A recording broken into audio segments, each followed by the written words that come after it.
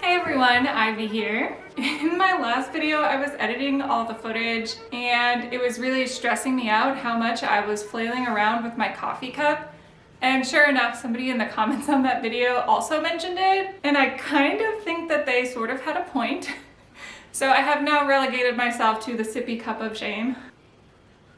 So the project that I'm currently working on is going to take me more than a week or two to finish up. So in lieu of doing a sewing video this week, I decided that I wanted to do more of just like a blog to let you know some of the things that I've been working on off camera that I haven't really had a chance to document very much. So I'm just going to take you through some of the little mini projects that I've been working on. In this video, we have how to move the buttons on a pair of American Duchess boots, how to convert the truly Victorian ripple skirt into a history-bounding length, hanging up some new wallpaper in my studio, working on a teen's seaside dress, and of course, letting you in on the process behind making my patchwork Bilbo robe.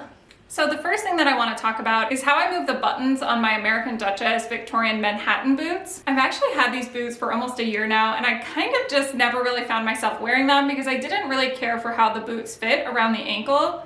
And I thought that I was just doomed to never wear these boots, and I was actually genuinely considering just selling them. But a new pair of American Duchess boots came out that have the same style of button closure. And while I was reading through all of the American Duchess social media posts about these boots, I found out that they actually have a blog post that explains how to move the buttons on your boots so that they have a better fit. And I have to say, now that I've moved the buttons on these boots, I like them so much better because I think this style of boot looks really great with a cycling length skirt, but I was finding myself never wearing them because the top of the boot was just gaping and didn't look quite right. Now, the process for moving the buttons is described in a lot more detail in the American Duchess blog, but I'll just tell you.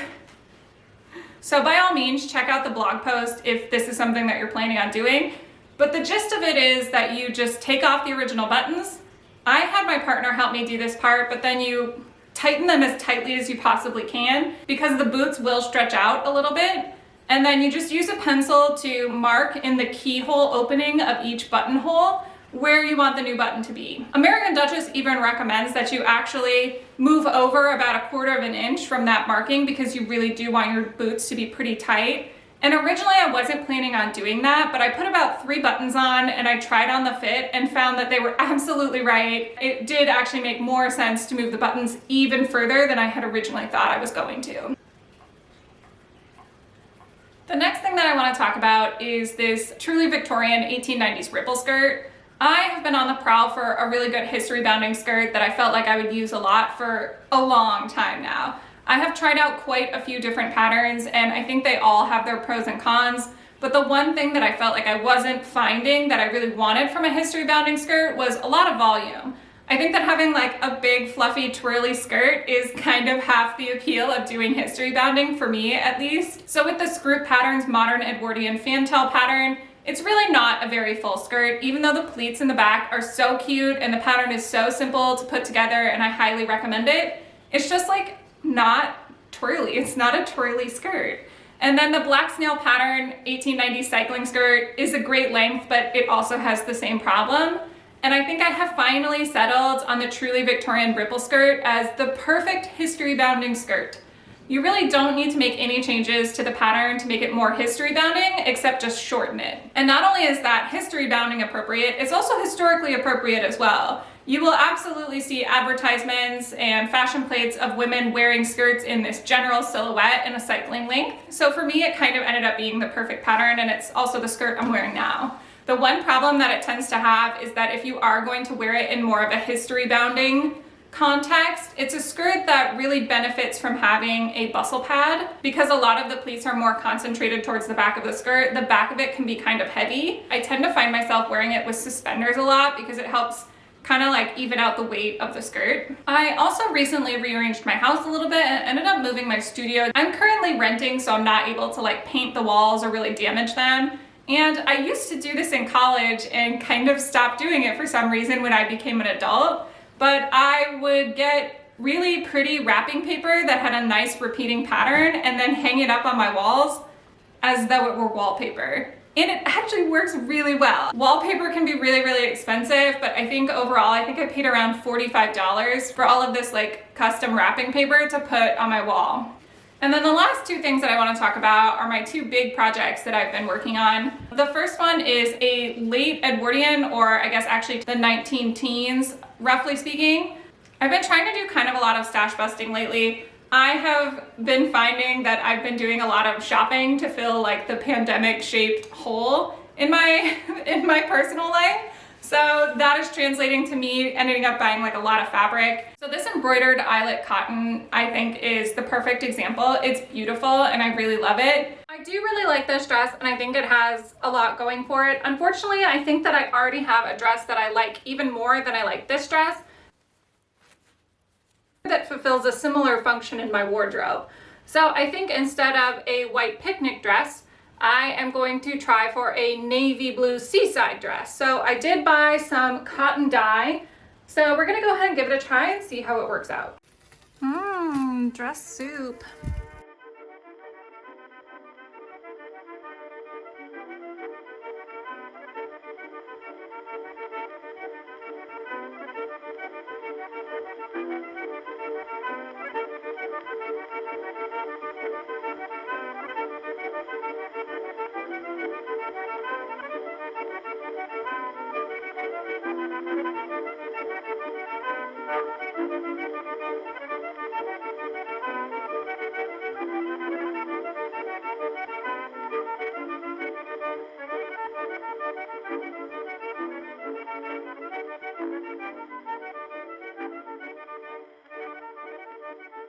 So overall, I'm actually really happy with the way that this dress came out. I was starting to sort of lose faith there in the middle just because it wasn't looking very historical to me. It kind of just looked like a cute summer dress. But then once I put it on with all of the accessories and the gloves and the hat and everything else, I actually do think that it does a pretty good job of evoking the era that I was going for. I do see myself wearing this quite a bit. Objectively, I think that the dress was maybe a little bit prettier and definitely more historical looking in white.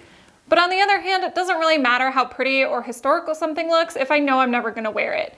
So at the very least, I know that this dress is something in my wardrobe that isn't like anything else, and I know that I'll wear it, especially in the summertime. I'm really excited to have something new to add to my history-bounding wardrobe.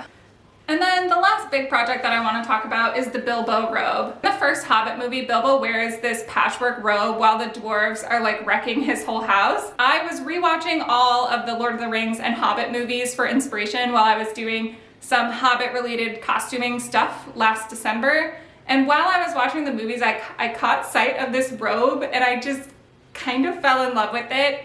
It is so extra and it is so pretty, and I decided that I had to have it. I also thought that it would be a really good way to use up more scraps that had kind of been accruing. I already had a little bit of a stockpile of fabrics to choose from. Ultimately, I did end up having to purchase probably around half of the fabric that was used in this robe, just so that I could have all of the different colors that were scraps from other projects or just things that I had in my stash.